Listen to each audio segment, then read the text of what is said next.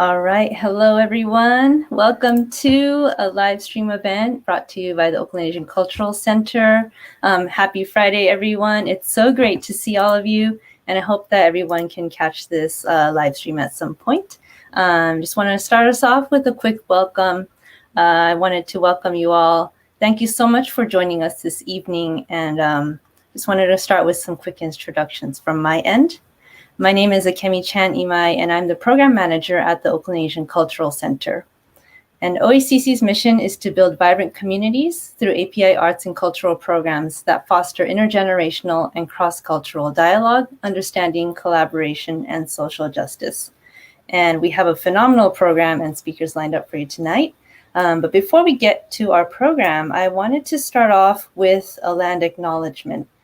Though today's event is being presented in a virtual space, OACC and some of our partners are based physically in the San Francisco Bay Area, and we would like to acknowledge the legacy and the presence of the Indigenous peoples who have and continue to steward this land. And we encourage anyone who's watching, if you're interested, to use the Native Land website as a starting point to learn whose land you're living on. I will now share a land acknowledgement provided by Canyon Sears Roods, a member of the Costanoan, Ohlone, and Chumash people. And she and her mother, tribal chairwoman Anne-Marie Sayers, are involved in the preservation of Indian Canyon, providing it as a space for all Indigenous peoples in need of land for ceremony. We are in Huichin. Oh, let me just find this first.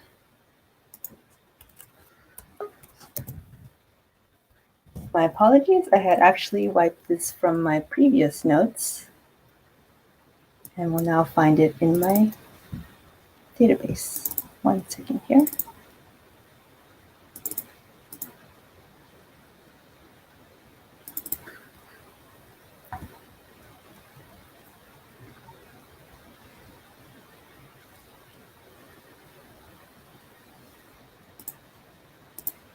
All right. Sorry for that delay. I will now share the land acknowledgement statement. We are in Huichin. The first language spoken on these lands is Chochenyo. We are gathered on the traditional lands of those whom we know today as the Ohlone people. Ohlone territory spans from San Francisco, east towards Oakland, and south towards Monterey. 8 language dialects exist within this territory, and historically there are over 60 village sites. It is important that we recognize the original stewards of the territory. We pay our respect to elders both past and present. We acknowledge that not only are we on their lands, but that they are still here and part of the community. There are 3 active community groups that have Indigenous ancestry to this territory, and they are Confederated Villages of Lishan, Himran of Ohlone, Bay Miwok, Plains Miwok, and Mwekma tribe. Thank you very much.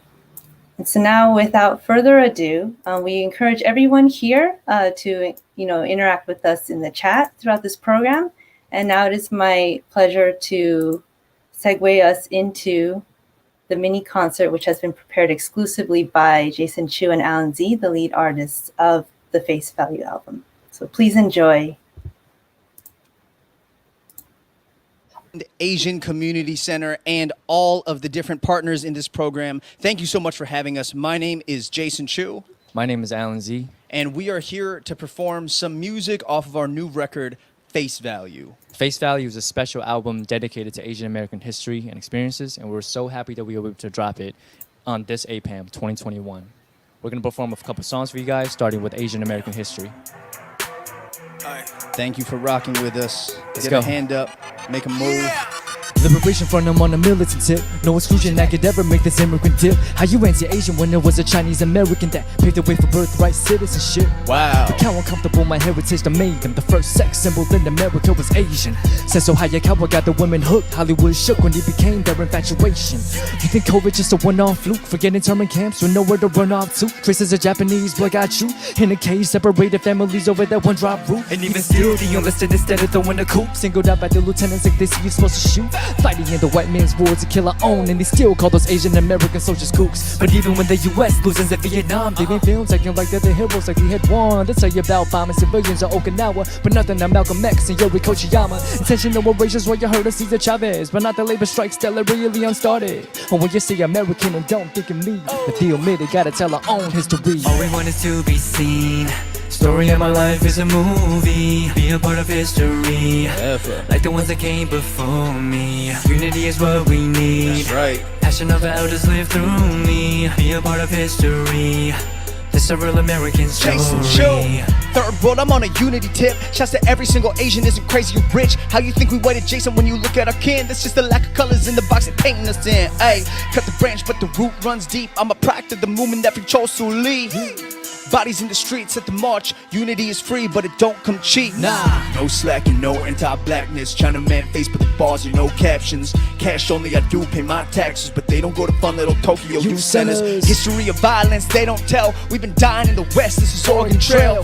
Question the history the textbooks tell. Filipinos was in Cali for the Brits set sail. Let's go. They use the gifts that we bring, then they killed 30 Chinese miners at Rock Springs. Inherited trauma, we bury it on, and the cuts in the skin make the bamboo sing. All we want is to be seen. Yeah. Story of my life is a movie. Be a part of history. Forever. Like the ones that came before me. Unity is what we need. That's right. Passion of our elders live through me. Be a part of history.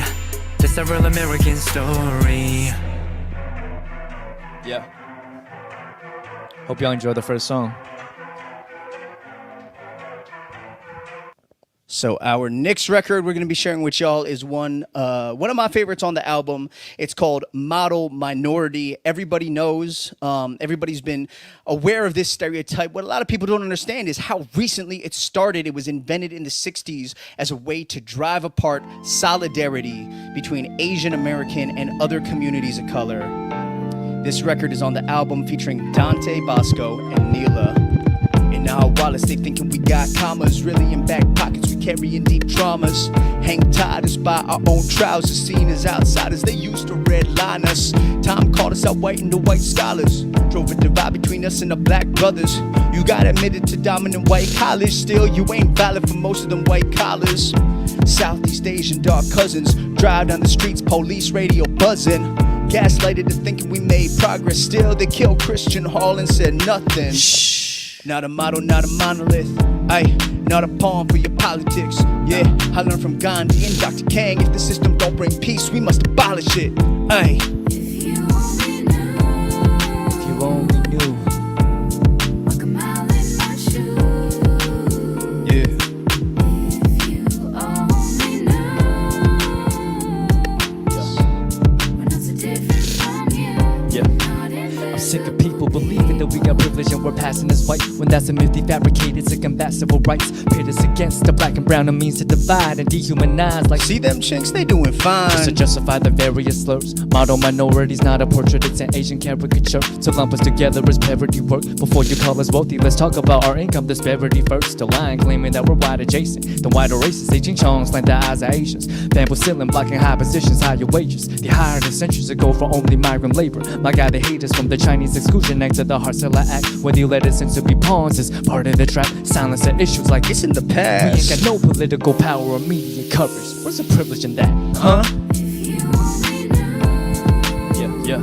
Shout outs to Neela on the hook. Mile in my shoes. Dante Bosco with the third verse. If you only knew. We're not so Come out, different from shoes. you. We're not invisible people. That one, once again, was Model Minority, featuring Dante Bosco and Neela. This next one is called Foreigner.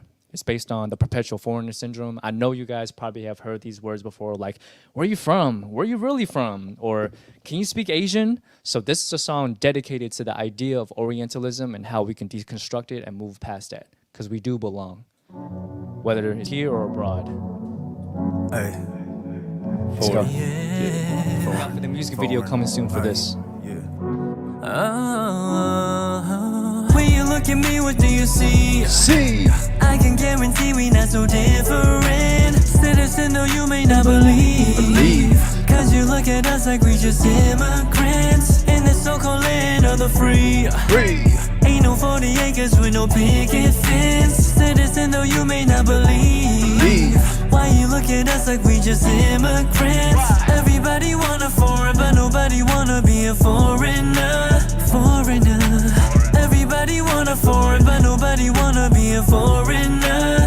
Foreigner. Sing a song of frozen waves and napalm flames, yeah, yeah. 50 years and neighbors still ain't learned her name, yeah, yeah. Live in New York but they cut him on the train. You know that ID card don't cut it when your face is out to blame. No one can sound her. Nakayama wasn't training for the army. Sergeant pointed at the brother, that's the face that you should target. It's the 60s, ain't shit changed, just a function of our culture. They love us, we a model, then they treat us like a problem, just they pawns. I had to get this off my chest. For our kings, for our queens, all the nights they bled. Red is the American flag, we earned our stripes, I guess. Spit till I'm blue in the face, I still ain't white, I guess. Microaggressive, yeah, that's how we get this, yeah. Kevin Nadal proved it inflict traumatic stresses, yeah. Foreign in our own nation, 9/11, 4 days went by. Balbir Singh Sodhi murdered at his gas station, ayy. Everybody want a foreign, but nobody wanna be a foreigner. Foreigner. Foreign. Everybody want a foreign, but nobody wanna be a foreigner. Foreigner. We came a long way from being immigrants, alien, foreign, but they don't see us as real citizens. Swaying in the morning, told us the best, intruders the worst. The way they perceive us, portrayed us on TV as weak, made us hate our own features. Anti-Asian propaganda on the back of pamphlets. Either with a foreigner or spy next door like Jackie Chan flicks. Model minority, that myth was fueled to have us gaslit. Was also used to justify this country's anti-blackness. Victims of Orientalism, whether you're born into the system or migrated, stuck with the perpetual foreign Asian syndrome. They're like, where you from? Not like where you really from. Which one of your relatives did we go to war with in 1951? As a test of loyalty, they want us to diss our people for class. But I'd rather take a knee to that than pledge allegiance, no cap. Anything that happens to Asia, they pointed us even though we live here. Been treating us like an illness way before COVID appeared. Everybody want a foreign, but nobody wanna be a foreigner. Foreigner. Foreign. Everybody want a foreign, but nobody wanna be a foreigner. Foreigner. Everybody want a Yeah. foreign, but nobody wanna be a foreigner. Cause everybody want a foreign, Everybody but nobody want wanna be a foreigner. Nobody wanna be a foreigner. Foreigner. So we're here today talking about community safety. And I think it's so important to think about how for us as Asian Americans, the model minority myth has been used to turn us against other communities, how the perpetual foreigner stereotype has been used again to claim that we're not fully American, like we don't belong here. But I think it's an honor just to be who we are. And when we know ourselves, then we can care for ourselves and care for the communities around us. Let's go. From gold skin to cinnamon green cards and citizens, endless university scholarships, immigrants dark hair and irises young without college, and whatever we playing at, you know we be killing it. Humble but dominant, grew up in acrobat, flip from laundromat to graduate to diplomat. Ayy, called Chinaman by the ignorant, the wise they call them gentlemen. Y'all know what time it is. I love my people, how we haggle at the markets, take a family vacation to the outlets. Eating out is not a question if we gonna split, or if anyone takes the last portion. No, I love the smell of salt and sweet gold in the air like the sun off the beach. Ayy, I love the stories that make us so unique. You can copy the food, but the soul is out of reach. It's an honor. What an honor just to be Asian, not your model minority. It's an honor. What an honor just to be Asian, not your model Let's go. minority. Bruce Lee and Sun Tzu, it's an honor to be like. Always treated as foreigners, never honorary white. Not the model minority, I'm the model for the plight. Pose the word for change, every on the way I strike. From the cloth that says so high, your cow anime won. The kids are playing BTS and putting anime on. Wouldn't show Jet and Aaliyah kiss on film but before. But now Andrew banging Molly, no need to film insecure. Never found the gold mountain, but we made the gold open. Superstars on camera, Hollywood is Robo Gold Pro and word to Eddie Wong. Let the stories be televised. Asian brides to Asian raps to Asians never died. This is Asian America, not to be fetishized. From the crazy rich to crazy 88, we steady rise in the industry that shun us cause of preconceived biases. We'll win because we're Asian American, not in spite of it. What an honor just to be Such an Asian, honor. not your model It's an honor.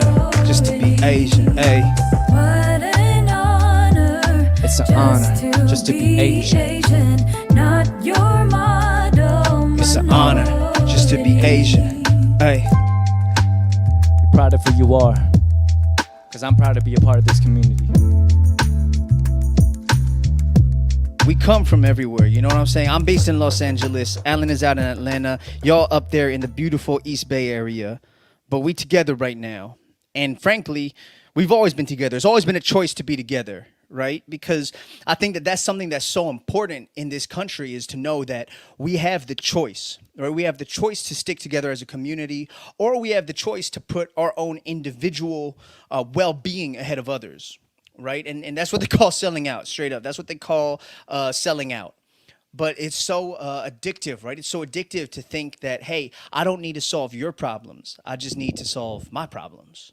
And so, you know, as we are going to talk about very shortly in this panel discussion, there's certain things that are offered that are called safety, that are really not increasing the safety of our communities as a whole, but really, you know, just offering sort of this temptation of saying, hey, we're going to quote unquote help the community, when really all it is certain parties enriching themselves or placing themselves ahead of others. But if we really want to have safe communities, that means everyone in our communities, everybody, whether that's different ethnic backgrounds, different racial backgrounds, different income levels.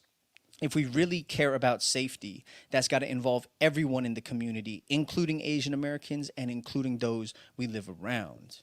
And the ironic part is, although we're not a monolith in the sense of not all Asians are the same or act the same, we can come together in solidarity, because Pan-Asian solidarity is what, you know, the privilege and the choice we have in this country, where we don't have to be tribalistic about our nationality or country, because if you're Asian, whether you're East Asian, Southeast Asian, you're my brother and sister. So we got to look out for each other. And I think this is a great opportunity for us to talk about it together, especially with this panel coming up. Yeah, so again, to everybody in the East Bay, everybody who's tuning in from all over, and especially to our friends at OACC, AYPAL, you know, everybody who's putting this together. But this isn't just today's event. You know what I'm saying? This isn't just about like, yo, we're going to have one event. No, I know y'all are putting in the work on the ground, investing in communities, investing in each other, and taking care of each other. And I think it's super important. Last thing I'll say before we close out this and get into the discussion is I think it's super poignant that, right, Asian American identity is rooted in solidarity, right? It's not natural. I'm gonna say this: it's not natural for Koreans and Japanese and Filipinos and, you know, Bengali people to all say, yeah, we're alike, we just mess with each other. No, it was a choice, and it started in the East Bay. It started in Berkeley. It started in Oakland. It started at SFSU. It started in your neighborhood, this idea of we're going to take care of each other. We're going to become something bigger than ourselves for the sake of solidarity, for the sake of moving all of our fortunes and lifting all of our fortunes together. So I think as we have this conversation about community safety and care, let's keep in mind that spirit that motivated the Asian American movement in the 60s and 70s. Absolutely. And a quick, information about our album, Face Value. You guys can listen to that everywhere you stream music: Spotify, Pandora, Spotify, Tidal, Amazon, Apple Music, wherever. And you can follow me at Alan Z Music, ALANZ Music. You can follow me at Jason Chu Music, Jason CHU Music. Without further ado, let's get into this community discussion with our friends. Hi, everyone. Thank you, Akemi and the event organizers, for the opportunity to be part of this event. My name is Joy, and I'm a community service worker, researcher, and writer. I run a blog called Hip Hop in Asian America, and I will be your moderator for today's discussion. In addition to Alan and Jason, I would like to introduce two more individuals who will be joining our panel of speakers. Firstly, we have Sakhone, who seems to be driving at the moment in the car on the way somewhere. He's the Director of Housing Services for the Oak Street Community Cabin, which is run by Family Bridges. Sakhone is a refugee from Laos, was formerly incarcerated, and after 20 years in California state prisons, Sakhone was unjustly handed over to ICE for 90 days. Currently, as an ambassador of Oakland Chinatown, Sakhone is committed to keeping Chinatown safe and clean and works with the Chinatown Chamber of Commerce, Oakland merchants, community members, and the houseless community. Last but not least, we have Lynn joining us as a youth representative of AYPAL. AYPAL practices political education, leadership development, and arts activism with youth in Oakland to produce youth-led campaigns for school and neighborhood transformation. For the past several years, AYPAL youth have been leading the hashtag We Here campaign, referring to challenging stereotypes about Asian Americans while also fighting against displacement and gentrification as longtime residents of a changing Oakland. So before we begin, I want to be mindful of the limited time that we have for today's conversation. I have a few questions prepared, and we will also take questions from the audience if time allows. For the audience, please utilize the live chat on Facebook or YouTube to engage with the conversation. Please be respectful and feel free to submit questions through the live chat. So without further ado, let's get started. Coming right off of that performance, Alan and Jason, you're both probably familiar with issues of Asian American representation in the music industry. And I think what people miss sometimes when we throw around the word representation are the deeper histories of injustice, decades of radical activism, resistance, survival. So how did you arrive at the decision to put this project together? And why was it important for you to materialize a connection to local communities? Yeah, so I think for me, I always think about representation. And honestly, I feel like the Asian American community in many ways has not earned the right to yell about representation, because so often we are ourselves unfamiliar with what we're representing, right? So many people say, oh, I want my face seen, I want my voice heard. But we actually don't speak for our people because we're not tapped in with the people. You know what I'm saying? Whether that means East Asians like myself, I'm Chinese American, being aware of what's facing our South and Southeast Asian friends, family. Whether that means, people who have been raised in sort of a contemporary timeline, not being aware of everything that's come before, right? So often, because of systemic erasure and marginalization and just enforced ignorance, we don't know where Asian America comes from. We don't know the struggles of our ancestors, the women and the men that have come before us. So a lot of the conversation around face value, this project that we put out last month, has been about, between Alan and me, like, how can we get information out there so that we're not just representing Asian Americans, but we're actually digging into what this community is about, right? Where this term Asian American came from. The fact that this term originated as a means for us to argue both for self-determination as well as for solidarity with other marginalized racial groups. And I think that that's what, y'all heard it on the concert that we just gave, that all of these records are really about digging into the history of Asian America, where we come from, what we've been through, and why to us at least this term is something that's useful for us to advocate not only for our individual needs but for our community needs in allyship with other marginalized communities. Alan, you're muted. My bad. I said it was really important for us to understand representation beyond just a visibility thing, because there has to be depth to it. There has to be substance, right? So when we say we want to represent our culture on the big screen or whatever, doesn't mean that you alone get to have the screen time, or are you basically you know enough about yourself to carry your heritage behind your back, And it's also about do you know enough about your historical context? So if someone wrongfully disrespects the community, will you be able to step up, or are you gonna basically say nothing because you know nothing about what we had to go through, our ancestors, right? So this album was an exploration on all the contributions before us and in the present time. So when we face issues like anti-Asian hate, xenophobia, we have to understand this is not a new phenomenon. So face value, we wanted to break that and show that this has been an ongoing thing. So the trauma and even the accolades and contributions, everything has led up to this point, the good and the bad. Absolutely. Thank you so much for sharing your insight on how you arrived to the creation of this album and getting the message out. So, for my next question, it's for Sakhone and Lynn.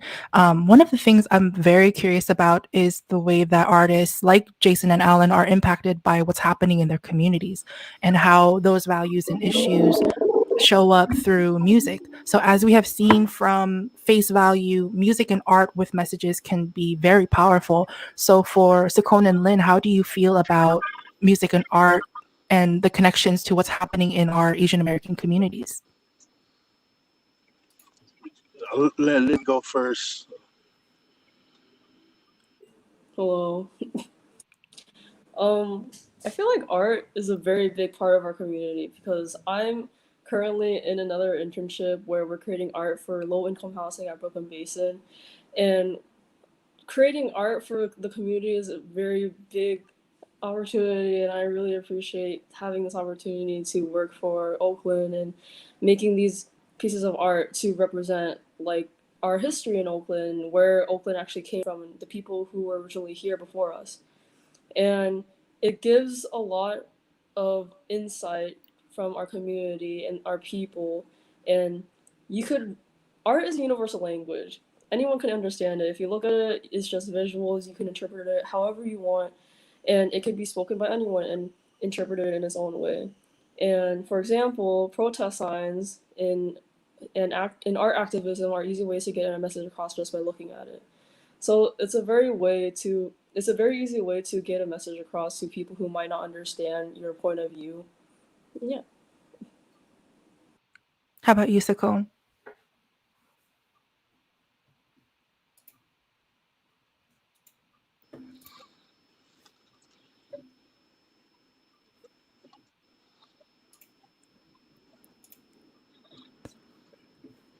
Sakhone, you still there?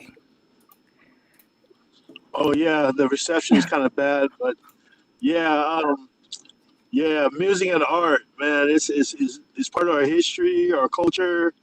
It's something that we highly value, um, and I appreciate folks reaching out,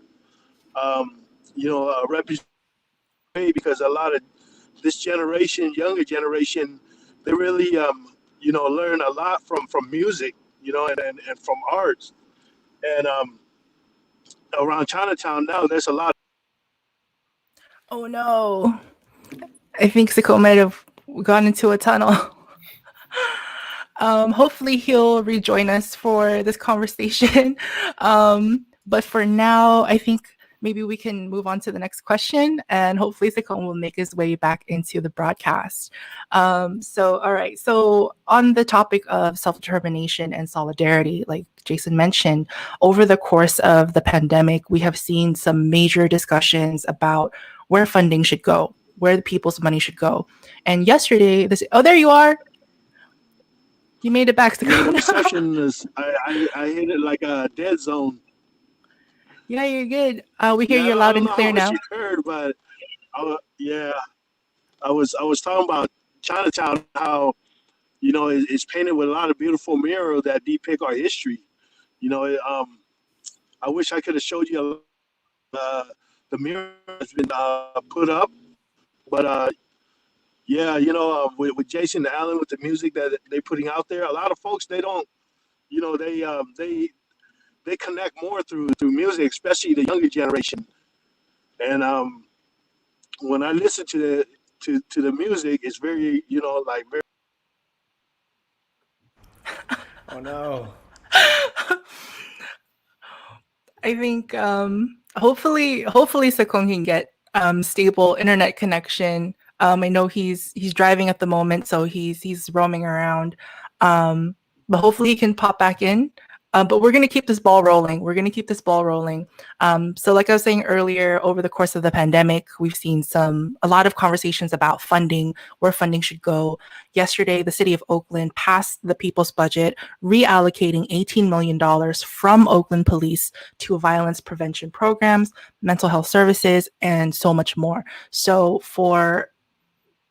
with this in mind, what do you think is critical now to uphold this budget, to keep Oakland officials accountable to this budget and to effectively support safer communities? I think first and foremost, it's centering it around the safety of those who we need it the most, right? So we got to think about the elders. We got to think about women, kids. So everyone that's at risk of being in danger, we have to center programs around making sure that they're protected. So that has to be the change that we see, with these allocations. He's back. Yep. And Sakhone, just to catch you up, the question we have right now is that, considering that Oakland just passed the People's Budget, which reallocated money from Oakland Police to violence prevention programs, mental health services, and much more, what do you think is critical now to uphold this budget for accountability and to support safer communities? Feel free to jump in.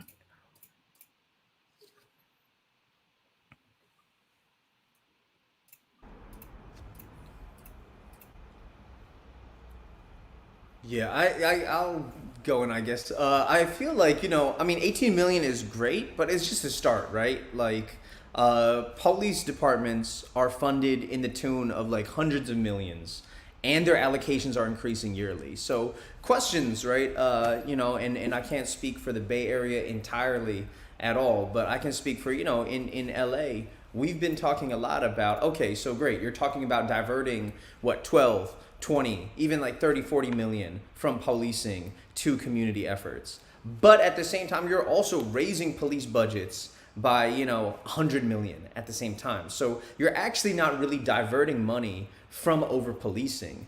You're actually putting more money into militarizing police forces, while at the same time still underfunding community budgets, right? So I think we as communities, we have to be appreciative. We have to understand that change is a process, but we also have to hold our elected officials and our city government accountable in the sense of, if they're talking about actually making the streets safer for us, are they actually committed to doing that? Or is, like when it comes to a city budget, a large city, 18 million is just a drop in the bucket compared to all the money that's going into policing, all the money that's going into, prosecuting or putting officers on the streets and putting people away for minor nonviolent crimes, right? So I think that a major thing is community education, right? Which I know is a huge thing in the Bay Area. Bay Area has always been very, very, very community focused.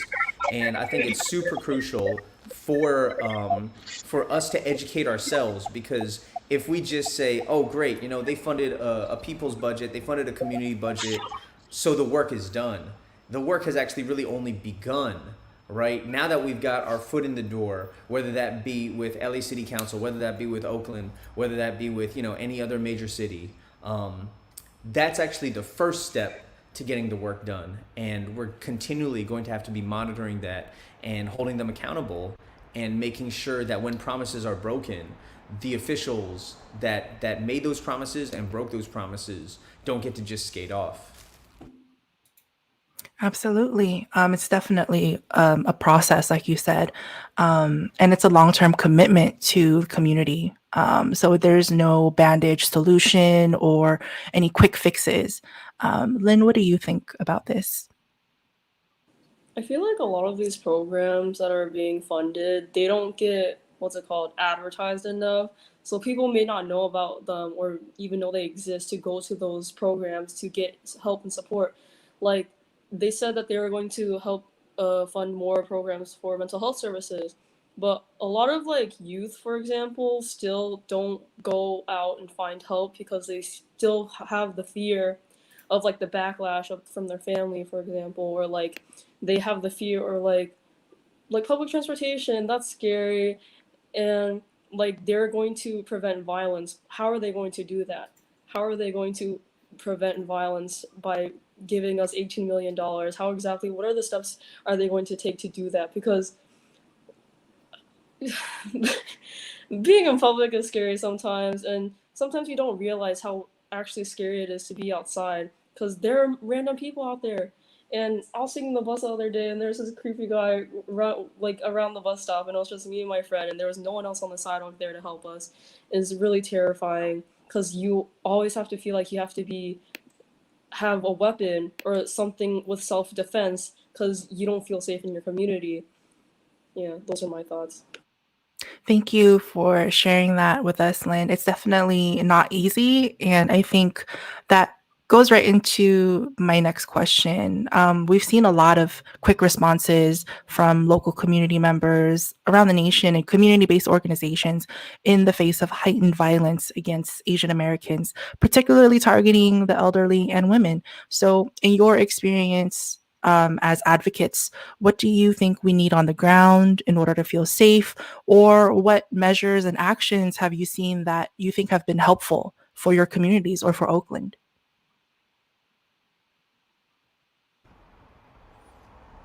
Yeah, I mean, I think fundamentally what it comes down to, right, is having spaces that are hospitable, having flourishing communities, right? Um, a lot of the folks that have been attacked have been low income elderly, right? A lot of the folks sort of on that margin, like Alan said, the people who are most at risk are people who, if they have a community center, if they have certain basic services, right? Like a place to go during the day, like, gainful employment, like, stable low income housing that's comfortable, that has good services like working air conditioning, good, plumbing. They're not going to be on the streets gathering cans to make $5 a day, right? They're not going to be on the streets going from, the neighborhood elderly center closes at this time, and the shelter opens at this time, and for those 4 hours in between, I'm just wandering around. So I think that when we talk about community safety, I mean, I do believe that there is a certain, we can talk about self-defense, but even before that, we got to ask, why are so many marginalized peoples in our communities marginalized, right? Why are they economically and in terms of their lifestyle in a place where they have to be exposed to, the streets? They have to be outside, and of course people should be free to be outside and free to be safe and free to just go around their neighborhoods and not worry about these things. But we've got to attack this problem at every level, and for me a major question is, why aren't there facilities, why aren't cities funding places for folks who just need a space to go? And then of course, right, when they get attacked, the answer is not, let's fund a community center, let's fund an after school program, let's fund, an elder, long-term housing, affordable housing. The answer is, let's pay for more police. And then when those funds really could have just been spent 10 years ago, and the problem would not have arisen in the same way. Thank you. Anyone else want to weigh in on that? Can you hear me now? Yes, absolutely. We definitely want to hear from you, Sakhone. I'm sorry, the reception keep going in and out because I'm on the road. I definitely agree with what you said. I think that they could have invested more money sooner in ethnic studies in school, because I think that a lot of folks need to learn more about our history and culture, because we are a part of this country. Um, we helped build this country. This country was built on the backs of immigrants, and refugees. I think that there should be. If we really believe that the children are our future, we.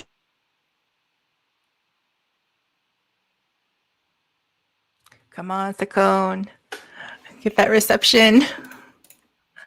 That's There we go. This is the reason why I do the things that I do. I help patrol Chinatown.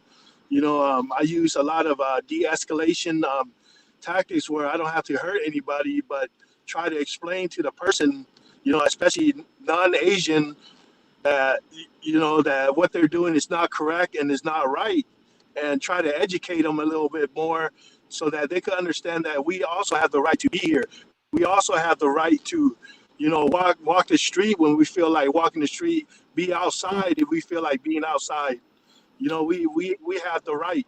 And a lot of time I dealt with folks that for some reason they come to Chinatown and they feel like they have the right to bully an elder. So I'm there to say no. But instead of using force, because I know that end me up back in prison, I try to use education and try to learn more about why the person is doing what they're doing, and try to understand from their point of view why they feel they need to attack an elderly person. And once they hear themselves talk, they kind of feel embarrassed, for what they do.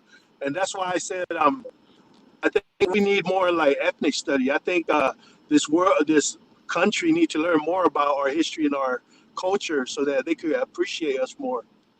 Because I think we are a part of this country. Yeah, absolutely. Lynn, what do you think about, what would be helpful for Oakland? I agree with Sakhone about the ethnic studies and Jason, because I had ethnic studies the first time in freshman year, and it was very eye-opening because we never got to learn about those kinds of cultures in our regular history classes. And whatever we learn in our history classes are usually what the people who won those wars, they would write those history books, and we would see their perspective, but we wouldn't see the perspective of the people who were actually colonized, the people who were actually like abused and taken their homes from and killed. And ethnic studies actually really helps a lot, and it really helps us youth understand what those people had to go through. And there's a lot of solidarity between all of our communities, especially dealing with racism and prejudice. And when having these conversations with one another, we're a step closer to understanding our perspectives in life through our struggles and perseverance. Because, like, especially having like this talk, we're understanding each other's perspectives in our lives and like what we have to go through personally because of our skin, because of what we look like, and how every day those types of violences that happen in Chinatown or like just in public, just because of what we look like, the false information that's being spread through the internet and like the news, and especially during this pandemic, is very terrifying and scary to be in that type of public space. But I'm glad we're taking a step closer to ending that violence by having these conversations and trying to re-educate people who have that type of mindset where we're the villains in this story. Absolutely. Sakhone brought a really good point in terms of like how to kind of like frame like our existence here, right? Like that we do belong, because it reminds me of this video I saw, and it was basically like, I think it was in New York or something, but there was a strung out dude who was going around who was like trying to beat up people, like try to slap into like this Asian woman, and then there was like these group of people, like community people, just like basically held him down. Was like, what's wrong with you? And he basically was just kind of like scolded him almost like he was a child, right? And was like, you never put hands on a woman. And I thought that moment was so like powerful to me, because in that moment, that person that did it, he realized he wasn't being applauded for it. He was actually being exiled. He's basically like, people are just like, no, you're not cool. Like, this is not cool, right? And I think a lot of times people think this is like a trendy thing. Like, I mean, I remember there was like a post saying like there was like, Bay Area kids like a slap an Asian meme or whatever, right? It's like that's the climate that we were subjected to, where it's like we're open season, right? And it's like that's what we have to change. We have to change this idea that it's normal to be racist to an Asian person or to put hands on us. Like we have to kind of change that paradigm.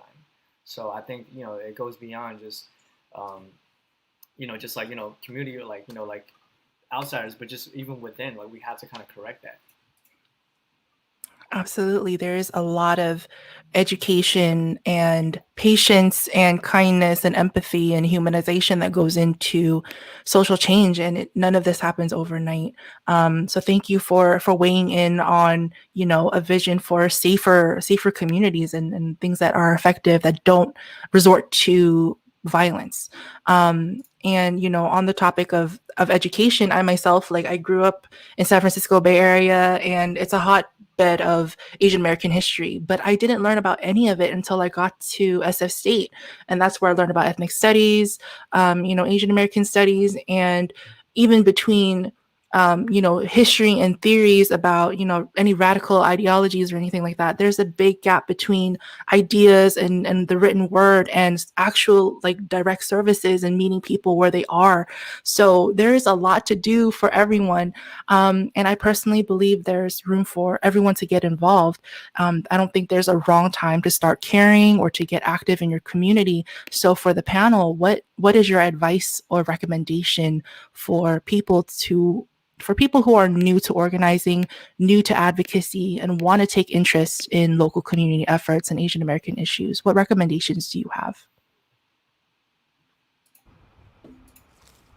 What I always tell people is it's super cool, right? It is great. It's great to get educated and get aware. But for me, the most impactful thing has always been relationships. And for me, the number one is I think about the Asian American mentors that I've had.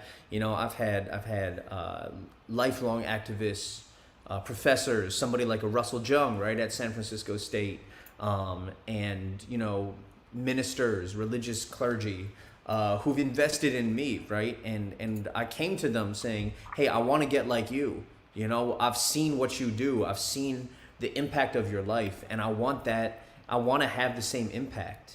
And coming up under them, because I think it's so important to tap into the history of what's been going on, right? It's great that we're passionate now about change, but we've got to realize we're not the first ones who've ever thought of this, right? We're not like this Asian American activism and community building doesn't start with us today. It's been going on, right? You look at so many of the programs that are our friends, including the Oakland Asian Cultural Center that's hosting us today. And there's been people who spent the last 4 or 5 decades doing this work together. So I think when we come in with humility and we say, hey, I don't got all the answers, but I want to learn from you how you found the answers, how you did what you did, so that I can be that person of my generation.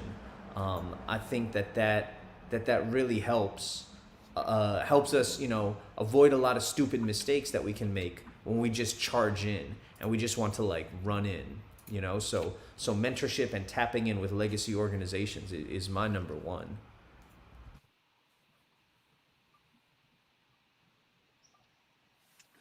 I like to chime in. For me, it's about volunteering your time, to come out, going out to rally, to support the cause, standing up against hate, against hate, period. Um, you know, uh, also take the time to go out there, work with the youth, start teaching them young, whatever you could provide, just pitch in whatever you can. And, all I ask is, take a little bit of your time to come out, support the rallies, support the community, do a little cleanup, and get in touch with your community. Talk to people, folks that you might not know. Just open up, and build relationships, make friends, and encourage others to do the same. Thank you. Yeah, I'd say to build off that, my 2 points are very similar. The first one would definitely be to learn as much as you can about your history and heritage, as well as how it impacted everyone else in this country, so that you know how everything intersects. And that way, when you go into certain difficult conversations, you hold a lot more information than people would expect. And it's a lot easier for you to kind of navigate certain spaces when most people don't know that much about Asian American history. So when you have that kind of, to be able to kind of back up, now we can actually start having more meaningful discourse amongst other, people, whether they're Asian or not.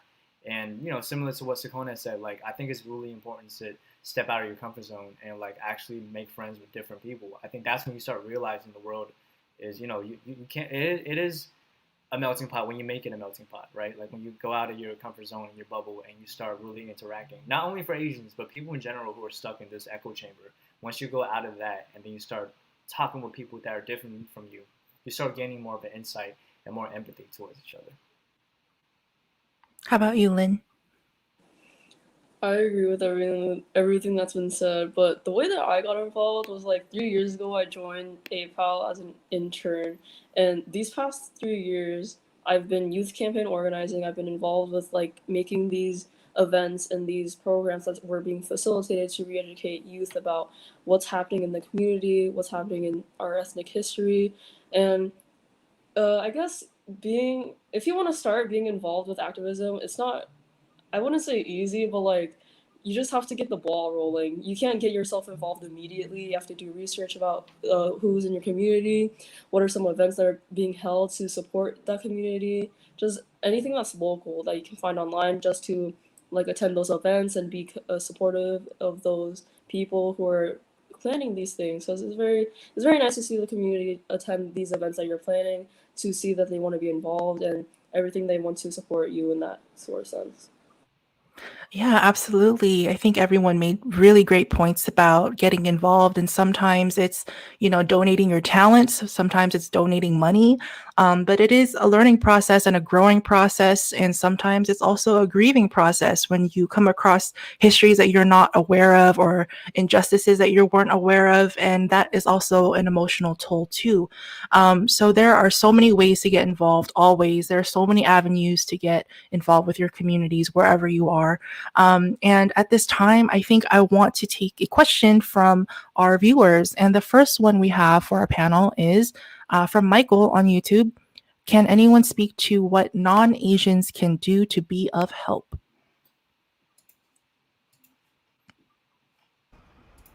I think Yeah. no. Oh, I was gonna say because I know Michael. He's a friend. He's a fan of mine, and he's actually in the Bay Area. So I would love to hear from the Oakland folks. Because y'all got a local Oakland dude asking this question. So That's great insight. sorry. But yeah, I'm sure Alan got good thoughts too. Yeah. Non for what can non-Asian do? Support us. Don't get into the hype of like Jason said earlier, slapping an Asian. When somebody try to pick on an Asian, step in, educate them, let them know that's not the right thing to do. Educate families and friends about what's going on and how it's not right to hate on Asian or to hate people. Period. Um, Also, when we have rallies and host rallies out there, especially in Madison Park, come out, join us. We welcome everybody from all walks of life. If you know Asian folks, man, we love just enjoying having fun, enjoying the company of others. Um, and we love parties, we love Hennessy, we love to drink, but at the same time, we love to promote like happiness and peace. So, come out, join the rally, support us, speak up against hate against Asian. I feel like what non-Asians can do to support us, because I've seen this a lot before, but sometimes they overpower us or they try to talk over us when we're the ones who are really being affected by these things that are happening. So instead of doing that, you can try to uplift our voices and promote us and be there to support us and promote our advocacy and things like that. Yeah, absolutely. Amplifying each other's stories and voices and ways to connect are super important. And definitely listening to learn, listening to respond and not react is really important too. And Sakhone made a really good point about, being a bystander. I mean, anybody can, just go on Google, punch in bystander trainings, and I'm sure you're going to find a lot, given of the events in the last year and years, actually. So yeah, those are really good points. Alan and Jason, is there anything else you want to add to this? Yeah, so I was gonna say like, um, like when I guess like the anti-Asian like conversation stops being trendy, right, or whatever. Like you don't have to like non-Asian people don't have to like look cool in front of their Asian friends by speaking up. I want to see them like be able to correct their friends when they say some ignorant stuff towards Asians when we're not there. You know what I mean? Because they will be responsible to be able to check their anti-Asian sentiments, right? Because I think that's the way we move conversation forward, by showing that we're not going to be tolerant towards certain behavior and xenophobia. And I think, more of that needs to happen, because we've normalized, like, we as a society has normalized anti-Asian racism for so long, like before this whole like pandemic has happened, right? That the whole change, the whole like discourse has to happen, which can non-Asians can amplify, and be able to kind of like correct their own friends to be like, no, it's not cool, like we're not going to do that. Yeah, just piggybacking onto Joy and Sakhone, what y'all said about bystander intervention. A lot of people have talked, I think a lot of Asian Americans have talked a lot about self-defense in the last year and a half. And the reality is that self-defense, right, means protection, means caring for people. And escalation, whether verbally or physically, usually only hurts more people in the community, right? It makes the community a more dangerous place. So our friends, my organization, Hate is a Virus, has partnered with Holla Back. So if you go to ihollaback.org, y'all can find trainings on bystander intervention and de-escalation. And so what that is, frankly, if somebody's acting out of pocket and is physically aggressive, if you intervene with further aggression, it will only cause further danger to bystanders and to other people around. But if you're trained as, exactly like Sakhone said, if you're trained as somebody who understands de-escalation and understands how to do peaceful resolution of situations, you can actually defend the community better, not by living out some, Avengers fantasy of punching a bad guy in the face, but by actually learning how to make situations safe for people around you. So again, you can go to ihollaback.org, or like Joy said, just Google bystander intervention training. And that's a great tangible way that non-Asian friends or Asian friends can use our bodies to increase community safety around us. Absolutely. Thank you for that resource. And I think those are also really great points about mitigating harmful behavior, whether it's, our own ways of, microaggressions, or recognizing that behavior in other people, changing up our vocabulary and removing harmful words and thoughts and things that we're conditioned to believe. There's a lot of unconditioning that we have to do for ourselves in order to reflect those changes in our communities. And so far, this has been such a great discussion on a vision for a safer Oakland, safer communities. And I'd like to invite Akemi to join us and share any thoughts that she might have about this discussion, and if the panelists might have questions for each other. Yeah. Hi, Akemi. And I want to interject with a really quick thank you. Thank you so much, Joy, for facilitating, for being flexible. And I just thank you to all of you who are joining in, speakers, and Sakhone, multitasking, and you just do so much for our Oakland Chinatown community. And it's just an honor that you're able to jump in and join and share your wisdom and lived experience with us. Thank you so much. And I did want to leave. We do have a few minutes if you have questions for each other before I close this out. Yeah, so I was actually, because, Lynn, you're sort of the youth representative here tonight. I feel like I'm always fascinated by sort of where, like younger perspectives are. Like, are there things, what are some things that you think you and your peers see as issues that really need to be pushed to the forefront? Are there things that y'all feel, I think I'm guessing that you're a college freshman, as you said, so we're all probably a little older than you here. What are some things that you feel like we really need to know is going on with you and y'all peers? That is a good question. Let me think about that. I feel like what we're doing right now, because a lot of, like, as we grow older, like the younger community and like our generation grows older, a lot of adults are putting the pressure or like passing on the mantle to us. So it really feels like a lot of pressure to like be the ones who changes this earth and our world to become a better place. And yeah, I understand, because a lot of people like messed up in the past, and we can't change that, and we have to like move on with what we're doing now and try to do the best we can with what time we have. And yeah, I appreciate that, and I appreciate the support that we get from adults too. But I don't know. I don't really know how to answer that question actually, cause I don't know, cause I started this internship in sophomore year, and it wasn't stressful, but like I had to multitask school, and then I had to go to my internship right after school, and then I also had a sport after school. So I had to juggle those three things. And other people who worked with me, they also had a job, so they even had it worse than me. So it really shows how much we're willing to put into this to make the world a better place. And yeah, I hope that answers your question somehow. Yeah, that was great. Thank you for sharing. And hopefully, Gen Z doesn't feel like y'all got to save the planet.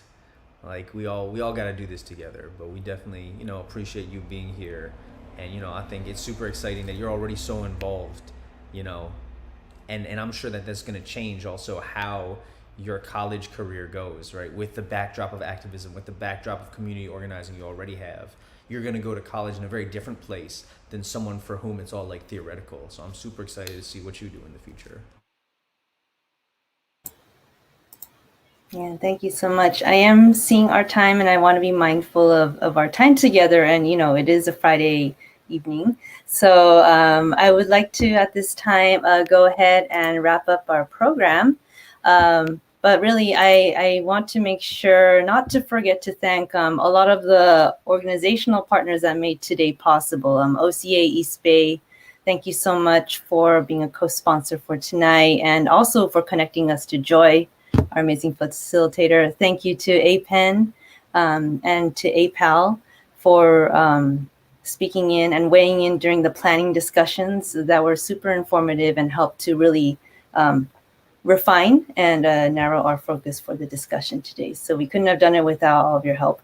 And I believe we have some links to the OACC event survey. We would love to hear, how was today for you. So let us know your thoughts. And of course, check out all of the panelists here have impressive, activities going on. So please follow them wherever they are at, including Oakland Asian Cultural Center. We would really love to see what you think about our future events, and hope to see you there as well. So without further ado, I want to wish you all a happy Friday. Have a wonderful weekend, and we'll see you next time. Bye, everyone.